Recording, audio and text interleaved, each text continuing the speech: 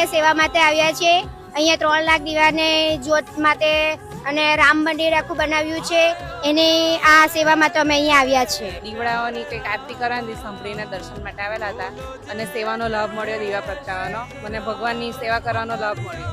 તો અમે અહીંયા આવ્યા તો અમને ખબર નહીં હતી કે આવું છે, ને જ્યારે અમને જોયું ત્યારે મને બહુ આનંદ આવ્યો કે આટલું બધું થાય છે આ હિન્દુ ધર્મ માટે ને રામ માટે. તો બોલો જય શ્રી રામ.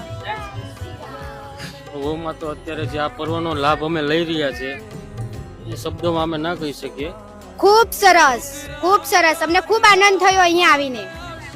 અમે દર્શન કરવા માટે આવ્યા ને અમને આવો લાભ મળી ગયો ને અમને ખૂબ આનંદ થયો.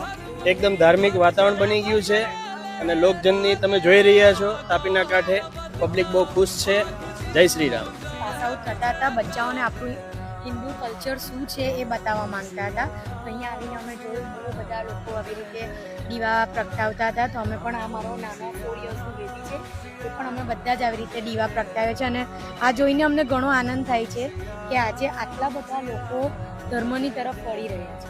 શું છે આપણું હિન્દુ સંસ્કૃતિ એ બધા જાણવા માટે આટલા નાના નાના બચ્ચાઓમાં પણ એટલી ઉત્સુકતા છે, એ જોઈને ઘણું